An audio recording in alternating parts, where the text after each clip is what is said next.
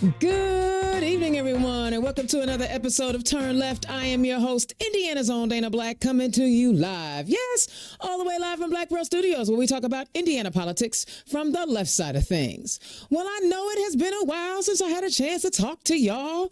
I mean, you had the holidays and I was traveling. I work for the most amazing organization in the world. So, I get to move about the world. I get to move about the country.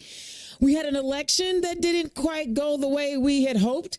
In fact, it was worse than we thought it was going to be. We assumed that some folks would recognize that a 34-time convicted felon shouldn't be president of the United States. We thought that people would understand that someone who was found liable of rape should not be president of the United States. We thought these things were going to happen, but unfortunately, we have a segment of our society that believe that, honestly, you could talk about voter engagement, voter contact, how much money people will raise. There were people who voted for somebody that raped women. I don't think there's enough amount of touching of voters out there to counteract the 70 million plus people that thought that, an insurrection was something to overlook. So, no, we didn't get the president we wanted. We sure as heck didn't get the governor of the state house that we wanted. I mean, Micah Beckwith, oh my God, the word I don't understand. He got dissed in Fishers. They was like, please don't come to our school. But he cried and banged his fist on the table enough that they decided to let him come back to the school after all. Big whiny baby. I ain't never seen such spineless humans in my life as the men in the Republican Party.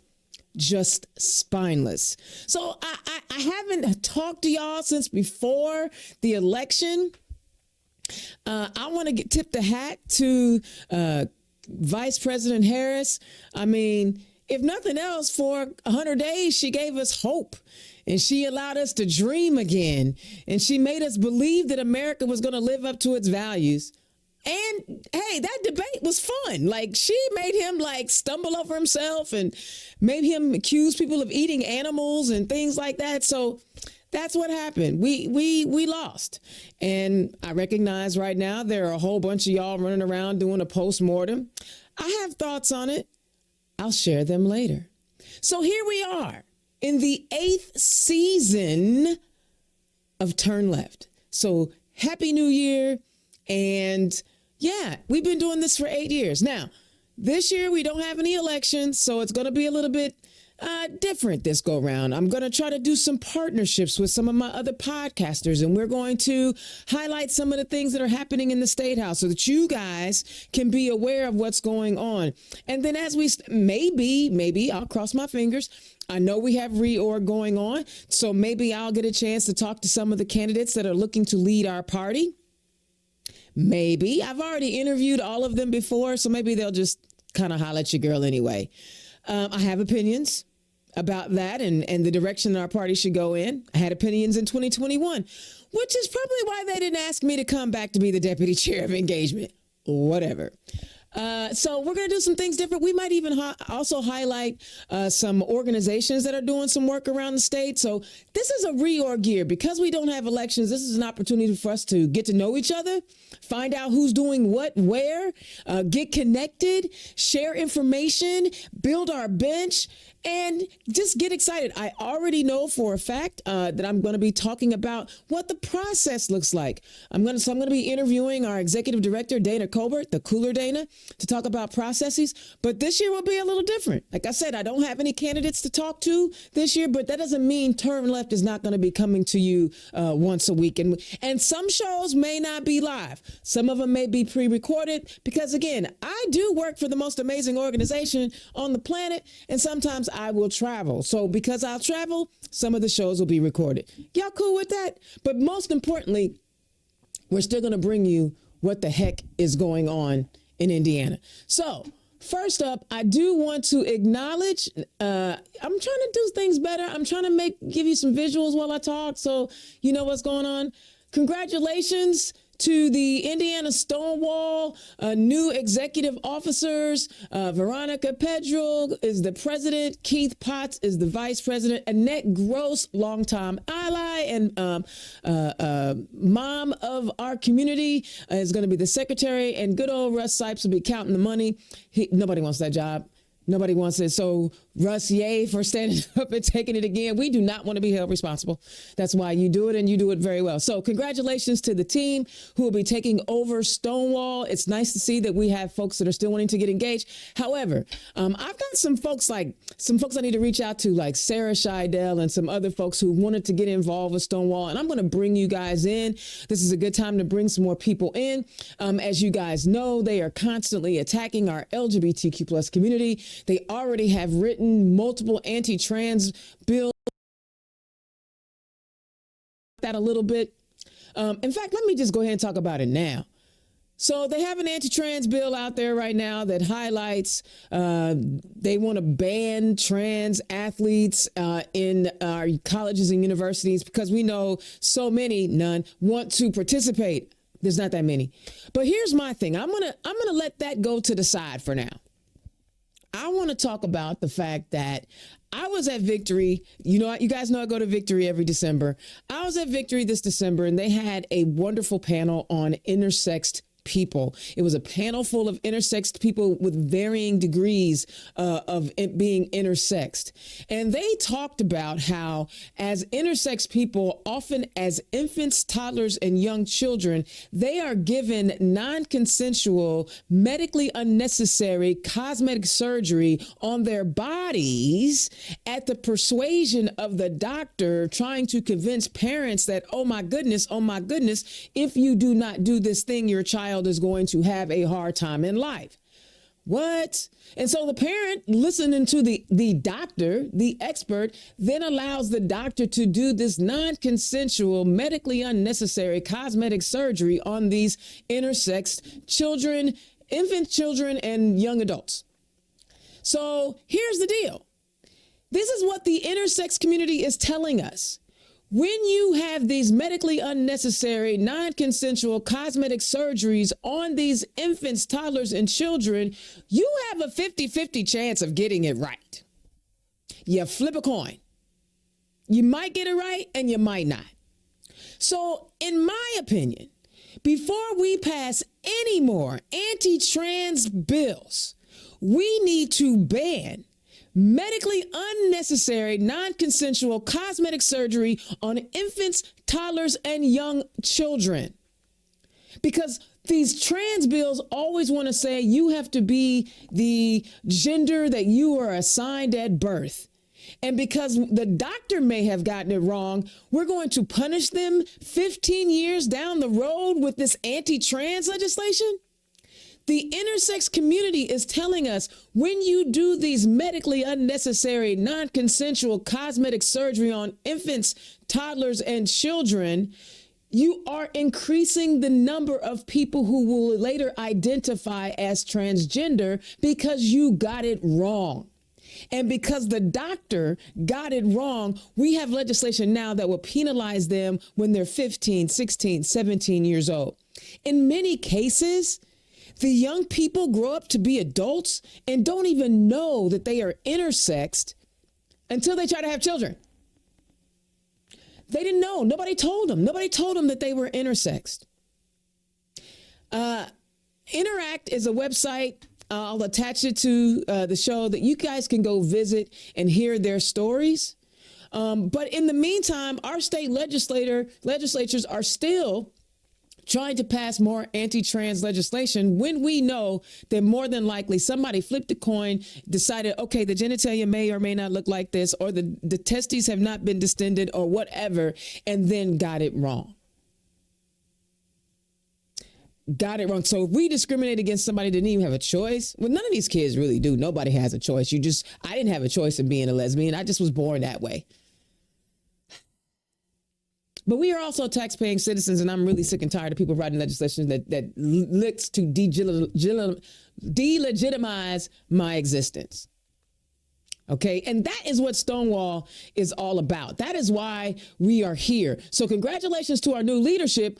But I want you guys to mark your calendars and save the date, because Thursday, February 13th at 5:30 p.m. at the Firefighters Union Hall, we will be hosting our, I think it's the fourth annual Love is Love. This is a huge fundraiser that we raise the money so that we can support the candidates that support our communities. And because we don't have an election this year, we'll be able to just store that money, and we'll be able to help those candidates who begin to announce their candidacies later in the summer or in the early fall for the midterms for the 2026 elections. So guys, come on out. It's a good way to meet some folks. It's a good way to get connected, find out what's going on, how you can get involved. There's lots of fun things to do. We usually have some food, some entertainment, DJ, Indiana Zone will be there. I am so not a DJ. I just want y'all to know I just play music. But we will all be there celebrating, and we also will be awarding our Champions Award. Super excited about that. In fact, the recipient is somebody that is really near and dear to me, so I cannot wait for you all when that announcement comes out about who our Champions Award winner is. So please, please come out to our Stonewall Love is Love event on February the 13th. All right. So General Assembly is underway. And as I mentioned, there are a lot of bills that are coming through. So maybe we need to find out. I think you guys need to know who our leadership is in both the House and the Senate. I think it's important so you know who to contact when things are not going well. These are our Democratic leaders. Okay, I know there was some mess in the Senate late last year. I commented on Senator Taylor on Wish TV. I am not going to keep hashing it and dragging it through. He will have to deal with that, him and his family, whatever that looks like. But we have leadership. Okay, so our Minority Caucus leadership is the fabulous and wonderful Shelley Yoder out of Bloomington. And the assistant minority leader is Andrea Hunley from right here in Indianapolis. And our Minority Caucus chair is Rodney Pohl up from the region. All great individuals. I think they will be strong advocates for us in the state Senate. Of course, we have new members in the state Senate. Congratulations to Lakeisha Jackson, Senator Lakeisha Jackson, who is now my new state senator. I cannot wait to interview her on Turn Left. One of the goals of Turn Left will be this year to find out what happened during the week of session, and we will bring those to you on Thursday. So here are your Senate leaders. People know who they are, find out who they are. But of course, if you want to get even closer, find out who your elected official is so that you can stay in contact with them. All right, let's take a look at our House leaders. House leaders are, of course, Phil Giaquinta out of Fort Wayne, who is the Minority Democratic House leader. Congratulations, Tanya Paff, she's out of the Terre Haute area, who is the assistant leader.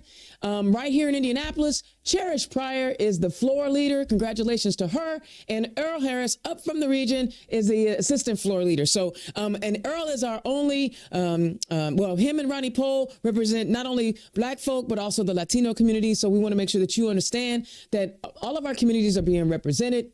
But these are the leaders. This is the leadership. They will be the ones that will be fighting for us. And unfortunately, there seems to be an awful lot for us to fight for right now. So let's get into it. So I had a chance to, Monday, the ISTA had a Zoom call, and there were probably 250 people on that call. And they were highlighting some bills. But of course, the main bill that has everybody up in arms, and particularly me, I'm really having an issue with HB 1136, right? So Teshka out of South Bend, Republican, has introduced this bill that says it requires that if more than 50% of students who have legal settlement in a school corporation were enrolled in a school that is not operated by the school corporation in 2024 fall, then the school will be dissolved. What does that mean? What does that mean? What it means is if 50% of the students who live, say, in, I don't know, IPS, aren't attending IPS schools, then IPS will be dissolved. They're going to do away with the whole public school system. That means they were going to do away with the school board, the elected school board, I might add. People that you went to the polls in Marion County to vote for, they're going to get rid of them. And it's not just Marion County, Lake County too. So Gary literally just kicked the state out of their school system, but now there's literally trying to dissolve the public school system. Now, my question is this, and maybe somebody can answer this for me. If 50% of the students don't go to the charters, would they dissolve the charter schools? Of course not. Of course not. This is not what's happening. First of all, this has never, ever been about school choice, parental school choice. It was never about that. It was a money grab because they do not care about lower income and minority communities getting free public education. They don't want us to be educated. They don't want us to. It's never been about that. Because if it was about school choice, then why are you forcibly removing one of the options in the choices? This bill is horrific. Couple of things that will happen if this thing passes. They will do away with teachers' unions. Now, I know a lot of y'all be like, teachers' unions, blah, blah, blah. Listen, every profession has the right to organize. And in a state where we are not paying our teachers at a level with the rest of the country, hell yeah, they need to organize. Secondly, again, this was never about what the student needs. Because think about it, vouchers, you can make over $240,000 and get vouchers. Now, here's the thing. If you want to send your kid to a prestigious private school, and all you're getting is the voucher, you're not going to be able to send them there. You're just not going to be able to. You're not going to be able to afford it, right? And voucher schools and charter schools don't have to take every student. They get to pick and choose which students will be in their schools. Y'all, this was never about choice. This was always about redistribution of wealth. This was always about all that money that is going into those Black, brown, and, poor communities to get education. Yo, I could be giving that to my homies. My charter school. Do you know, I've heard stories that some of these charter school executives spend money on elaborate vacations and things of that nature. That money should be going to the kids. And how many more stories do we have to hear about online schools stealing our money in the tune of millions of dollars? No, IPS and public schools are not perfect, but the money goes to the student. Now, could they make some improvements? Absolutely. I'm not saying that they're perfect, but the bottom line is IPS and other public schools will continue to suffer as we continue to divest money from public education and make it just available to a select few. And here's the hoo-ha. The funny part to me is going online and watching Vivek Ramaswamy and Elon Musk try to tell all these maggots, well, they're the H-1B visas that they're using to replace American workers is necessary because Americans are too dumb for the jobs. That was comedy to the core. That did something to my insides watching these clowns fight over H-1B visas. I mean, maybe Tucker Carlson was right.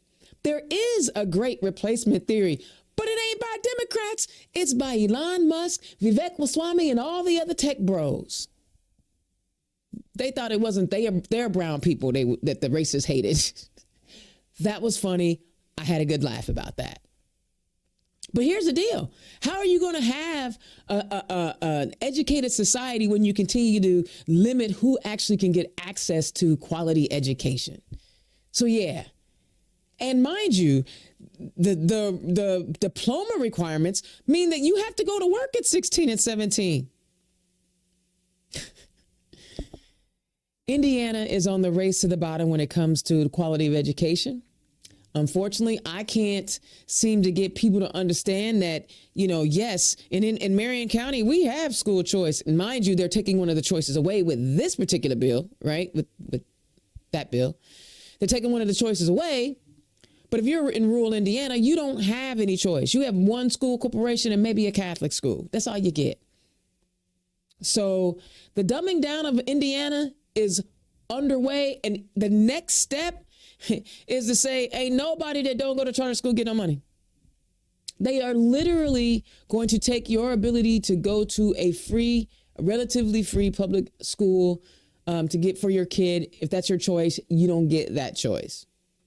You don't get it. And it was never about choice anyway. All right. That one was a hot topic, obviously. I've been seeing it all over social media. I've commented on it. A lot of other people have commented on it. But 1136, if you think that public education should remain at the local level and the state house should get out of the business of telling what local communities should do with their public schools, call your people. Call Teshka. Let his punk behind know. South Bend, get out. Get out of Indianapolis. Get out of Gary. It's always, and I'm going to say this and y'all can be mad at me. It's always white people always trying to tell black and brown people what to do. Gets under my nerves. Gets under my nerves. All right. They have a couple of more bills that they talked about that they were in support of and maybe not in support of. HB 1045 includes school social workers and school psychologists in the definition of teacher for purpose of requirement for school corporations to expend a certain percentage amount of state tuition support on teachers' compensation. So basically they're saying, yes, they want these folks, they need these social workers in the schools. I get that. But if you remember last year, they were trying to make clergy.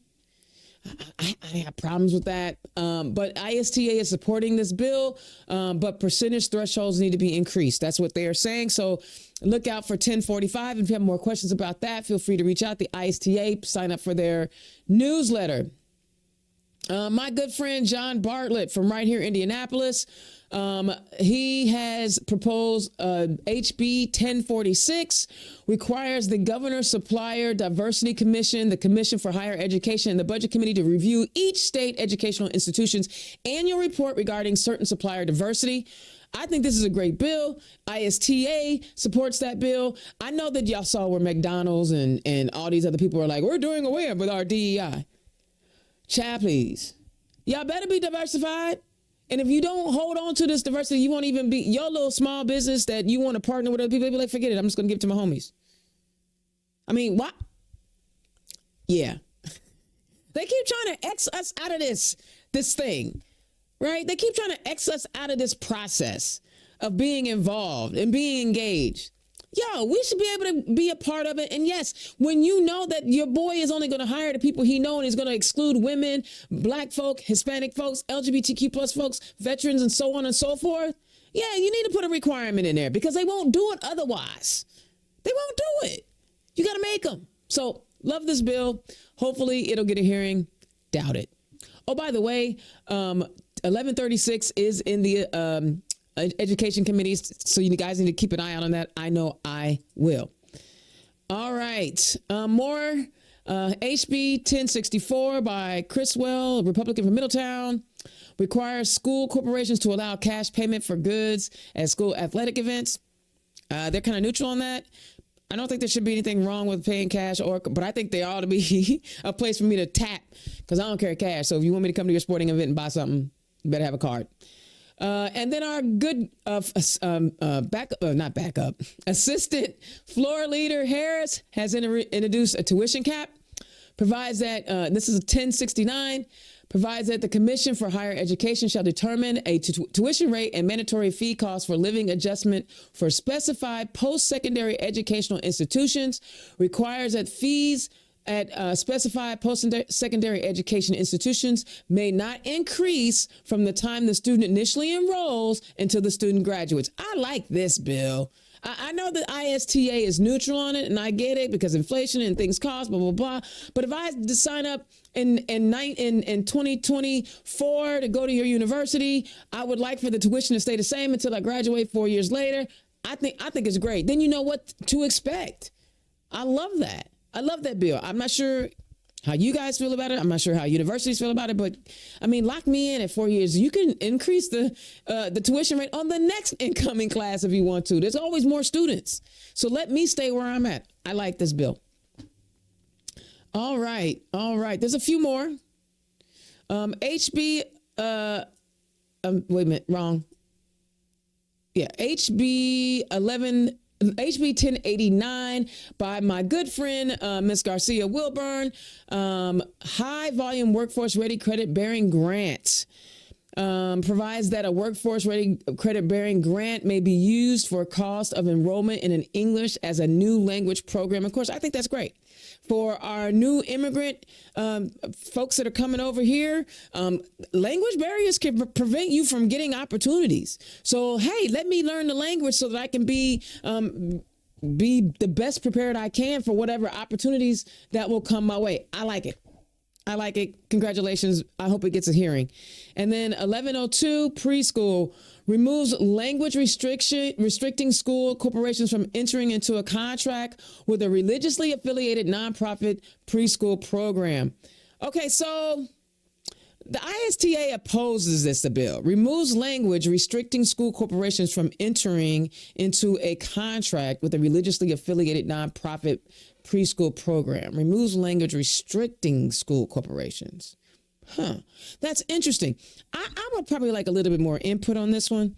I'm a little confused about it because the language has got me a little, I'm not so sure. Maybe if you guys are watching, maybe you guys can chime in on this and let me know, the location is, the location for the event is at the Firefighters Union Hall.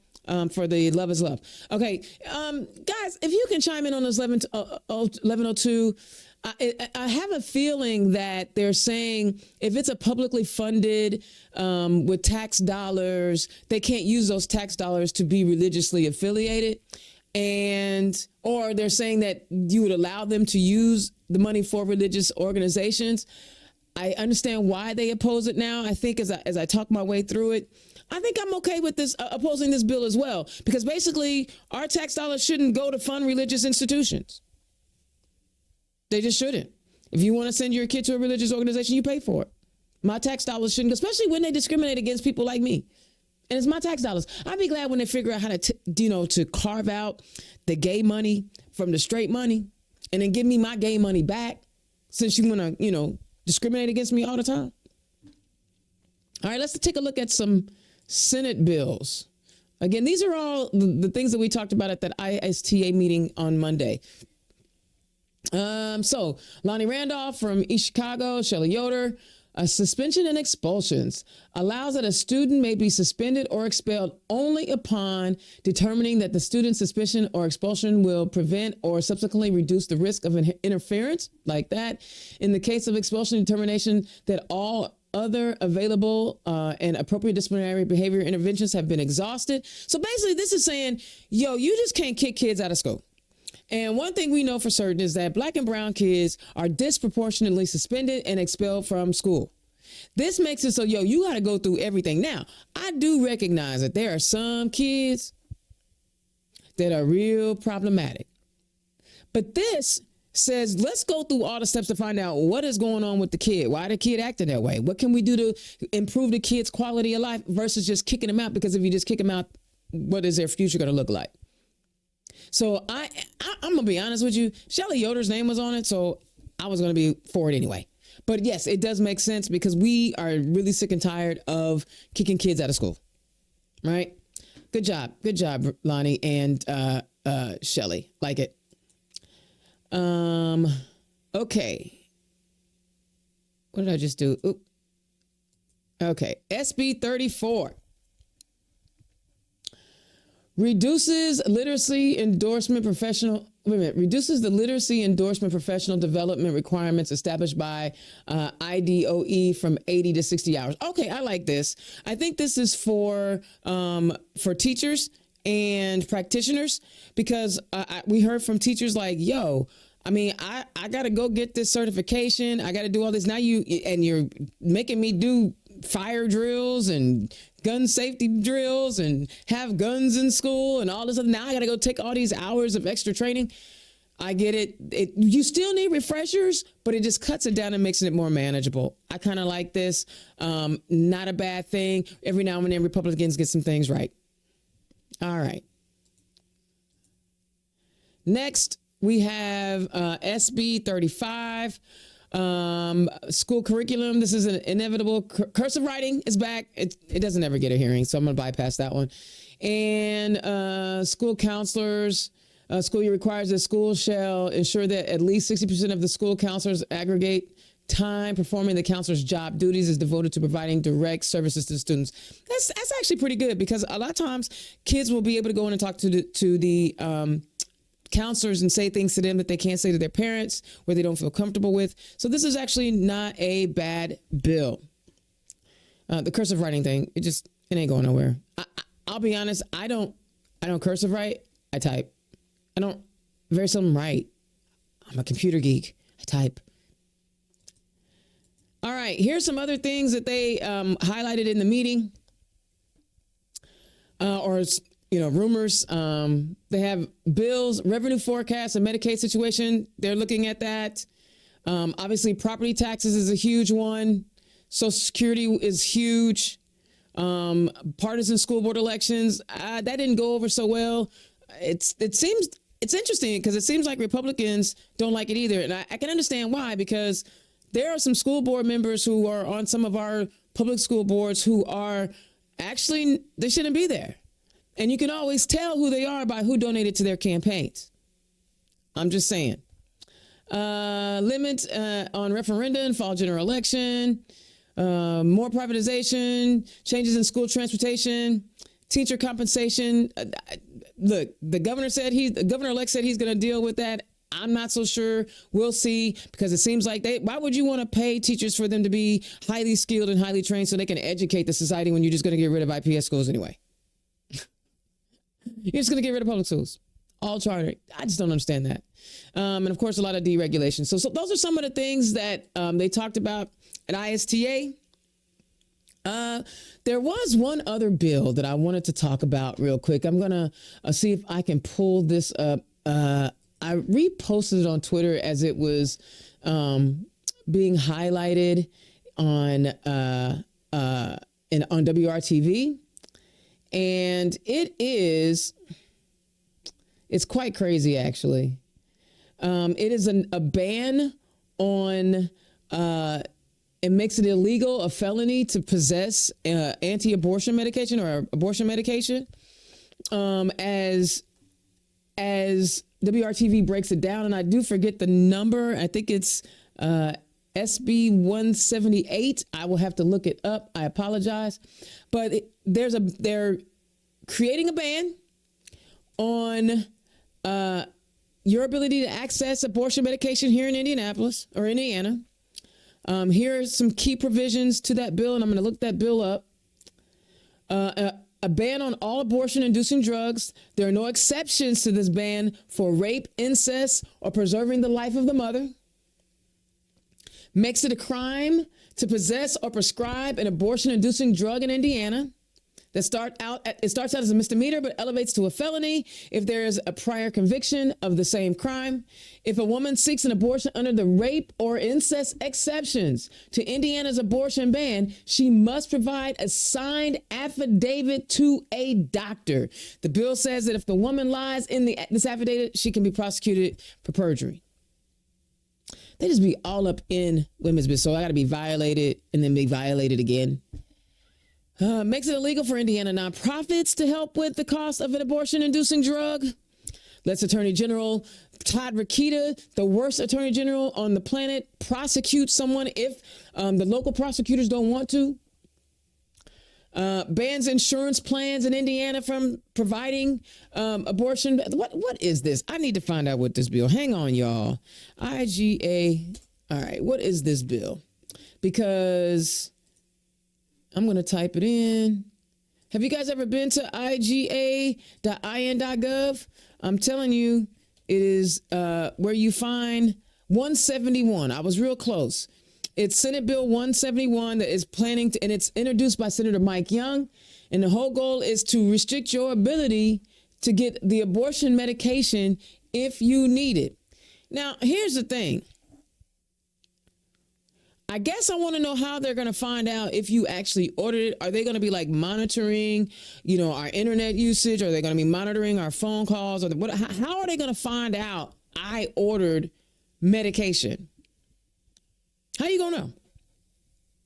Are you going to tap my phone, tap my fiber? You're going to surveil me to find out whether or not I'm buying abortion medication? Ain't nobody else bothered by this? I know y'all are. I know my people are like, yo, this crazy. But this is what they're doing, y'all. They want to limit your rights. They don't want you to be educated.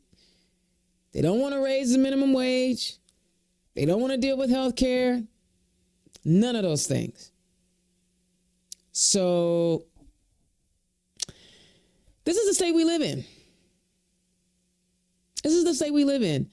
And so I want to go back to, after we've gone through those bills, and there's obviously more bills that we'll talk about in weeks to come. But obviously the big ones were the education bills. So I wanted to go ahead and get those out of the way so that you guys are aware of them, and where the ISTA is, what the ISTA is thinking and where their heads are at.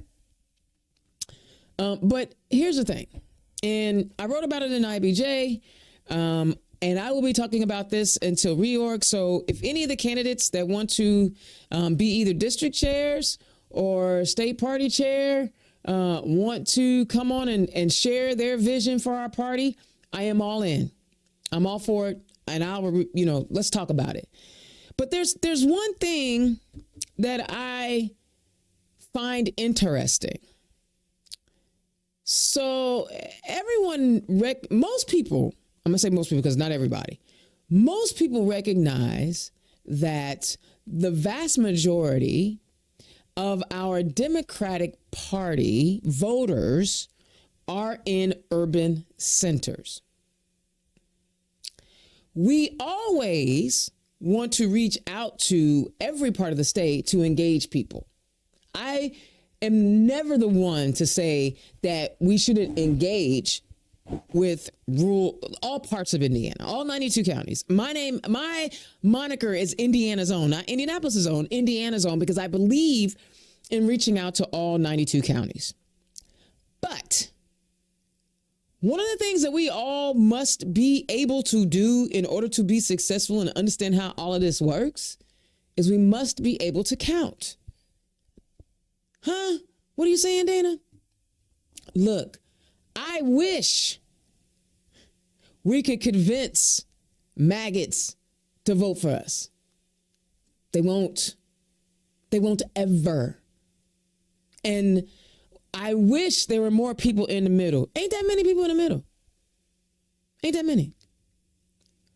So whomever would like to run our party in the future, I hope you recognize it is imperative that you talk about the things that matter to the base. I talked to my sister one day and she said her brother just stayed home. He was like, they not talking to me. Mary Noon, I'm going to definitely have Mary Noon on because I love how we talk about what's going on. Mary Noon is always full of data. She has information. And it wasn't that we lost because Democrats voted Republican. We lost because Democrats stayed home. There's y'all. And if you can't hear what I'm saying and all you want to do is, well, Marion County, we shouldn't center everything in Marion County. We need to talk about rural. You're not listening. You don't want to listen. You're all in your feelings and you're contributing to the problem. The facts are the facts. 29.9% of Marion County is black. 29.9% of Marion County is black.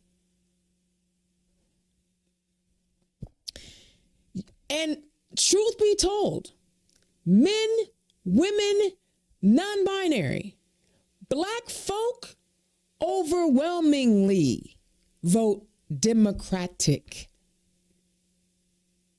Why wouldn't you want to talk to them? Why wouldn't you want to get them energized? Why wouldn't you want them to be engaged? Why wouldn't you want to tell them to tell their friends? Why wouldn't you want to fire them up? Why wouldn't you want to speak to the issues that matter to them in their communities? You can't just expect to show up talking about, well, I need to look out for rural Indiana and not say shit to Black folks in Indianapolis, Gary, Fort Wayne, Vanderburgh County, or St. Joe. It just ain't going to work. You're not going to get what you need. We know that there are Democrats in all 92 counties. We know this. But you will never get enough of Democrats in those counties to offset all of the Republicans. You have to have a massive turnout in Democratic strongholds. And that is multifaceted. There's not one way to get that done. There's more. There's the county parties have to have plans and robust ground games and fundraising and have the ability to assist their candidates. The state party has to craft messaging that works in all spaces. The candidates need to be able to go into those communities, do the hard work, create the relationships, create the trust to get these folks to vote for you. It's multifaceted. It's not one thing or another. Now, I am going to say this and I mean it. Marion County, we didn't do our job. And I say we because I'm a part of it. I'm a PC. We didn't do enough to energize our people. We did it. But I'm not going to put it all on us. There was a lot of other stuff that went down that nobody wants to address. They don't want to talk about it. How many more times do you have to hear from people in, urban areas saying, why y'all wait 6 weeks to come talk to me? Y'all take us for granted. You don't show up and talk to us. How many more ways do you have to hear that? This is not a diss. And I need you to understand, this is not a diss to rural Indiana. We're talking about two things can be true. You can talk to rural Indiana, but you better turn out and energize your base. And you better be speaking to the issues that matter to Black and brown people of Marion County, Lake County, St. Joe County, Vanderburgh County, Allen County too. If you want to turn out those votes. Some of y'all don't get that. Some of y'all want to be in your feelings. Some of y'all, just the fact that I said that, gonna be mad at me tomorrow. And I wrote it too. Guys, here's the thing. I want the next party chair to give a damn. And I'm not saying that Mike Schmuel didn't. He did. But not just, there are a lot of people, I'm finna say something, and it's really get ready to I already know there's gonna be people mad at me. There's people on that Central Committee don't do shit. There are people on that Central Committee, I have not seen them do a thing. They just own it. Why? Why be there? If you're not going to do anything, if you're not going to motivate people to get involved, if you're not going to recruit candidates, if you're not going to host fundraisers, if you're not going to do anything, if you're not going to send out an email, a fundraising email, why are you there? Why? Why are you there? To hold on to some perceived power? Huh? I remember back in 2021,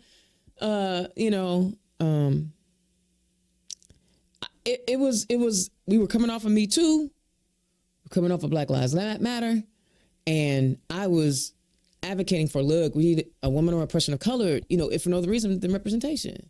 We need that. People need to feel like there's an opportunity for us to change and move forward and do something different, or that we actually are listening. I wasn't asked back as deputy chair. It's okay. All the work that I did, I get to do for Act Blue now, and I get paid. And they actually appreciate me. So I'm good. That being said, guys, there's so much that we can do to help each other be better. I am excited about working with Mary Noon and Mark Gavard and some of the other folks that we've been working with over the last year or so. You look for more stuff. I'm looking for collaborative stuff because no one entity can do everything. So we need to pull our resources together, and we're already working on it. Like with the stuff that Rima Shahid and Ariel Brandy are working on. There are a lot of us out here that are doing the work. We're going to pull together that platform. So when you have questions about things or who's doing what or how something should be done, you're going to be able to find it quickly. And I'm really excited about that. And Turn Left is going to be a part of it. And I'm going to get my guy, Miguel Hampton, down in Jeffersonville to get involved too, because he's brilliant. You know, the Snide Report, brilliant. There's enough of us out here that we don't need other people to tell our stories. We can tell it ourselves. Each of us in all these different pockets of the state. And I get that y'all want a simple, unifying slogan. No, I'd rather us be authentic and speak to our communities and talk about how we in the party can help them. One of the things I tell people all the time is when you're a candidate and you're out talking to your constituents, ask them what their pain points are. Instead of telling them what you're going to do, ask them what bothers them. And then after they tell you what bothers them, and even if you don't have the answer right off, go back and look at the policies that are impacting that thing that's bothersome to them and tell them who introduced it. Or if there's a way to improve it and somebody introduced something that can improve it, tell them who did that. Because it's all about policy. The party, elected officials, our state house, everything that's happening in Indiana is because people ain't paying attention. I get it. Some people got to work 2 jobs to keep food in their bellies and roof over their kids' heads. I get that. But those of us that have the freedom of movement and can do this work, then we need to step up and do it. And if I hear one more again, somebody say what the party did or did not do, look your ass in the mirror and say, what did I do? Because everybody in the party, with the exception of the state party chair, is a volunteer.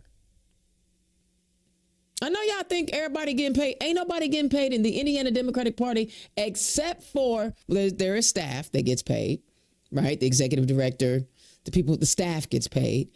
But as far as like all the people y'all be thinking about, the district chairs, county chairs, only person that gets paid, state party chair. Everybody else are volunteers. But I need the volunteers to do some work. Do what you do best. So here we are, season 8, y'all. Season 8 of Turn Left. Been doing this for 8 years. Season 8. First episode of 2025, a non-election year, a rebuilding year, a networking year, a year for us to come together and figure out what we want for the future of our state and how we want to improve lives and bring the skill sets that each of us has to this movement. Because otherwise, we'll be Arkansas in a minute. We'll be Arkansas with professional sports teams, at least. And conventions. That's what saves us. Yeah, I know. Indianapolis, right? Imagine. That's why Republicans want Indianapolis so bad. They can't have it, though. Y'all, I first of all, I thank y'all for tuning in and telling your friends and sharing this information. I love doing this work. I love working for Act Blue. I love all the things that I get to do as a part of electing people that are going to improve lives. I'm not going anywhere. I'm going to be here with my big mouth, doing my thing, but I get to live my best life working for Act Blue. I have asked, and you guys would love this, I have asked the CEO of my organization if I could interview her. We haven't scheduled it. We haven't talked about it in a minute, but once you hear from her, you will be blown away. I love intelligent people. I I love intelligent people, and she is by far one of the smartest. In fact, when I told my partner Nicole this, when I talk to her, when I talk to the CEO of ActBlue, it's like talking to Nicole. It's they are both so intelligent and heady. I get the same mental reaction when I talk to, and it's great. I mean, it's so cool. Like, it's the coolest thing. You know, I love people who are brilliant and make me think, and she's one of them, and I'm excited. So, guys, yeah, here we are, season 8 of Turn Left. I couldn't thank you enough for taking time out of your day to listen in and share with your friends. We're going to keep on doing this. I'm going to keep on talking about this stuff. I'm going to keep on making noise, and I'm going to keep on getting under people's skin. You know who you are. All right, I will holler at y'all next week. Peace. Turn Left is the property of Black Pearl IT Solutions. Executive producer, Indiana's own Dana Black. Music by www.bensound.com.